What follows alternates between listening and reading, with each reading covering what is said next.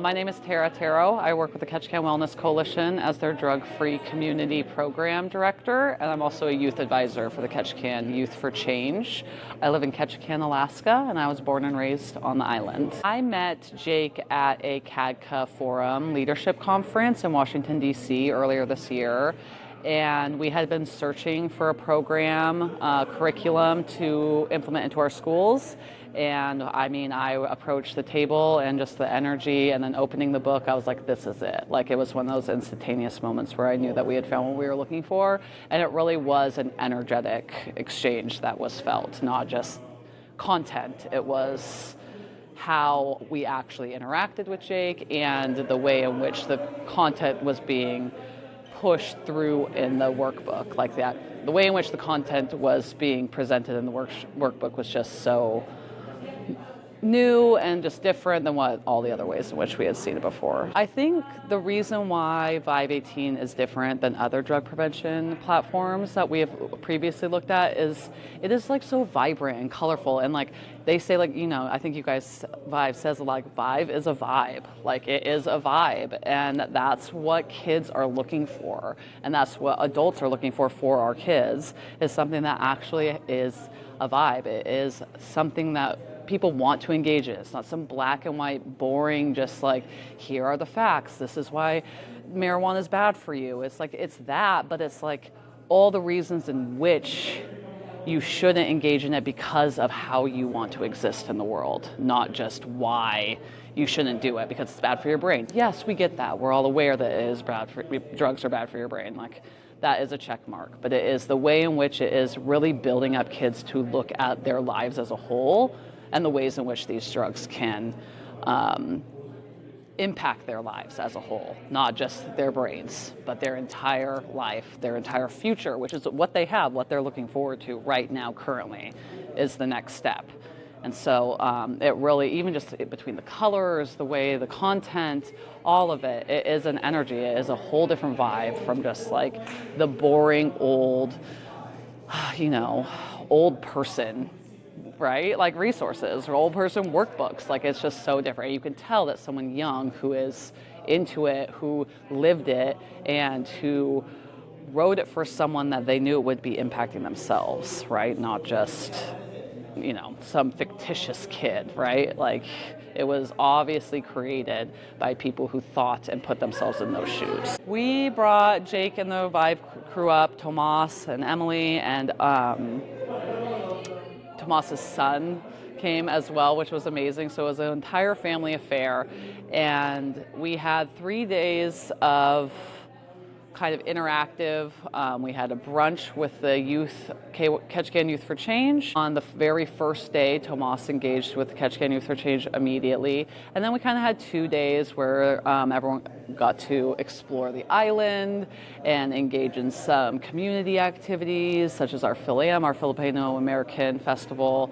And then we did a little nature walks and you know, environmental, you know, just really letting Jake and Emily and Tomas really get to know our town, because we find that that's really important, because we are a very unique place. Being a temperate rainforest in Southeast Alaska is much different than being on the road system in the lower 48. We really wanted to ensure that we were bringing the crew in to really get to know our town so that they could really connect with our community once those presentations started on Monday.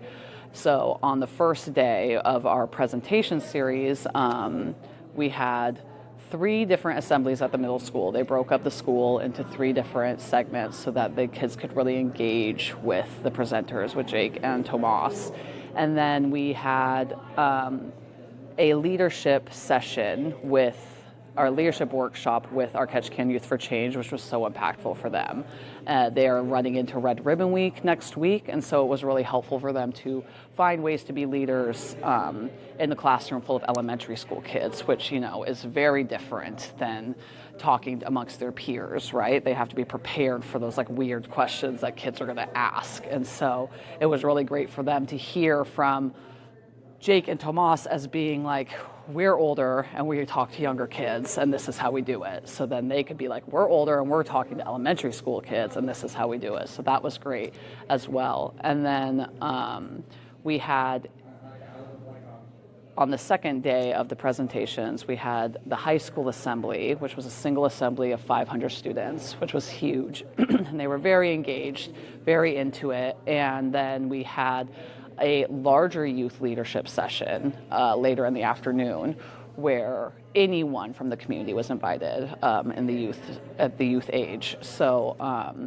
and that was great because they were able to really engage with each other. There was we have a lot of service groups in Ketchikan, a lot of youth service groups. And so for them to be able to engage with each other and see how, they can kind of take the holistic idea of how to be a leader and bring it back to their individual clubs was huge. And so it really puts almost a universal perspective for them as like, okay, these are kind of the standards for how to be a leader.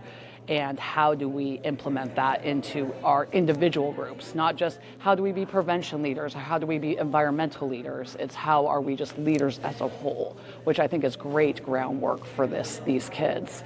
And then this evening, we just finished up a community-wide event with a dinner to follow. So we had a parent event for any parents, caregivers, teachers, faith leaders, anyone who engages with youth. And it was very well attended. And then we had a huge dinner afterwards, free food, free childcare, the whole thing, so that anyone who wanted to could get involved in this. And it is almost 9 p.m. and we are just wrapping up. And so we really hung out and were able to have a great impact on our community in that way. So we really hit a full range of clients and just like of the community as a whole. I think the biggest thing is that if you are on the fence about hiring Vive, about bringing them into your community, take the risk, right? If you feel like it's a risk, take it, because the energy that they bring is going to be matched every single time. They're never going to just like drag their feet and bring it, right? Like they will always come 100%. And they are so engaged. They want to do this work. They are excited. They feel good. They're not in this burnt out stage. Like their momentum is going and they are going somewhere. And we could see easily that this could become like the next standard in prevention, especially youth prevention. And so that is the goal. It's not just, oh, maybe we help save a couple kids' lives. It's really how do we find the precedent of pushing forward youth prevention. And that's what they're about. And so if you want to get involved in this, hop on board now, right? Because they're going to be in high demand soon.